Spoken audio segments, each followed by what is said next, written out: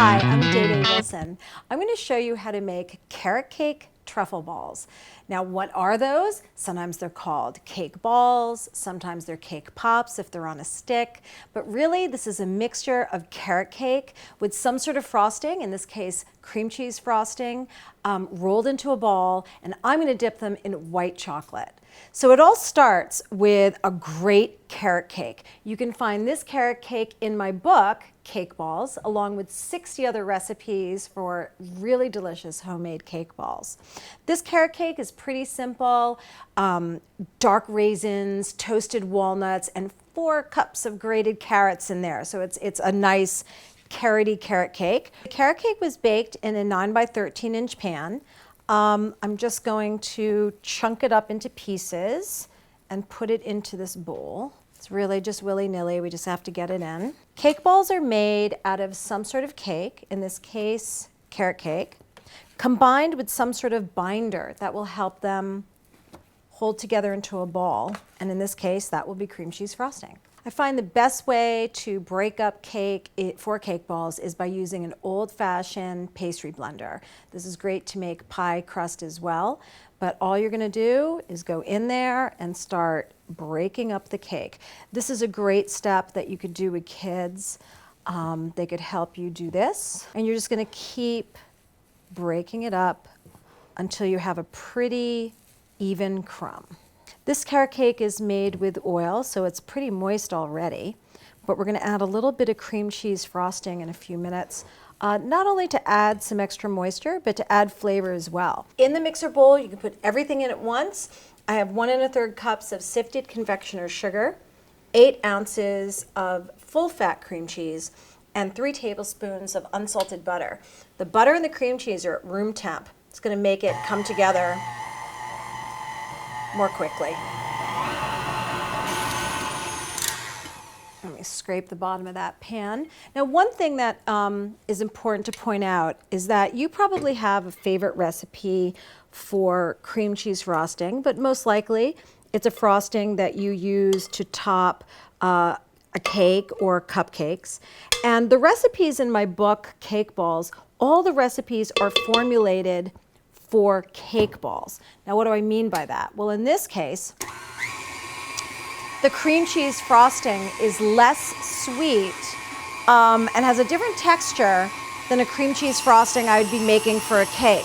In this instance, what I'm interested in is bringing that cream cheese flavor into the inside of the cake ball. So this actually has a higher proportion of cream cheese than frostings in some of my other books. We have our cake and we have our frosting, or I refer throughout the book to these as the cake and the binder, because the binder could be cream cheese frosting, it could be pastry cream, it could be jam, it's whatever is moist that's going to help your cake hold together in a ball. And a lot of recipes for cake balls I think are too sweet because they use too much of the frosting component.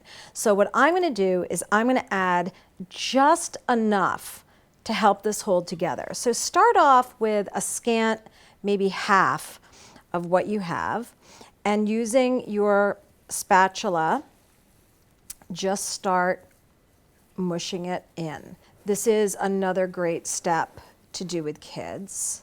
And really, if no one's looking, wash your hands and get your hands in there. Will work just as well, maybe even better. So I sort of use a combination of a cutting motion and a smushing motion, and that's going to get the frosting incorporated evenly. Okay, we're just about done, and the way I know we're done is the mixture is holding together. That's what you need. You just need it to hold together so that it will form a ball. So now we're ready to form our balls. Now you could certainly go in there with your hands and roll them into balls like you were making meatballs, for instance, but to make sure that they're all perfectly the same size, which will look more professional when you're done, and also just to make it go more quickly, I like to use this scoop. This is a scoop that looks similar to an ice cream scoop, works the same way. It's just a different size than you probably typically have at home, smaller, most likely. This is a number 40 scoop, and I use this for cake balls. It'll make cake balls that are like a perfect golf ball, ping pong ball kind of size. This is also a great tool for drop cookies, so you can use it in the kitchen for things other than cake balls. And what you're going to do is you're going to go down into the mixture, overfilling it, draw it to the side of the pan, compressing the mixture into the ball.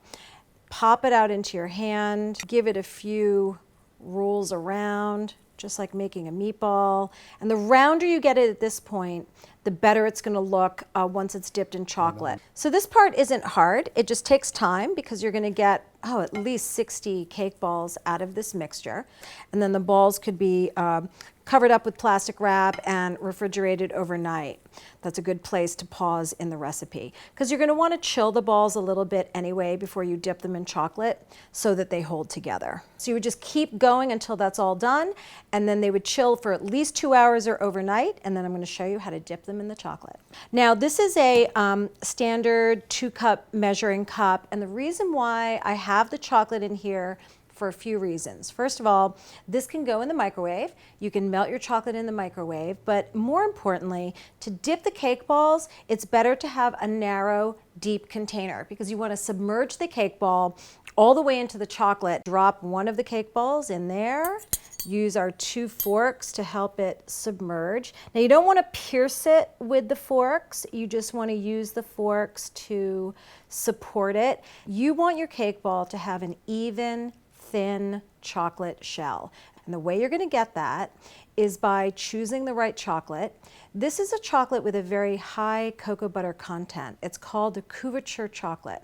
And couverture chocolates are going to have at least 32% cocoa butter, so they're going to be nice and fluid when you melt them. Tap, tap, tap, and shake it a little. And the reason we're using a fork is because the excess chocolate will just fall back into the container through the tines. And then when you think you're done, you're just going to put it down. I also have here some ground up chocolate wafers.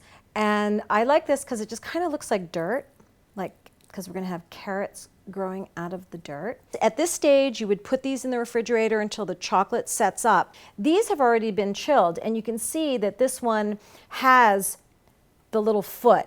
All you would do is take a little paring knife and just trim, and there you have it, carrot cake cake balls. They're so delicious. I can smell the cinnamon, moist inside, just like your favorite carrot cake, bound together with cream cheese frosting and dipped in white chocolate. The little candy carrots, they're an extra. You can find them at kingarthurflour.com. And for any information on my baked goods, go to bakepedia.com, the baker's resource.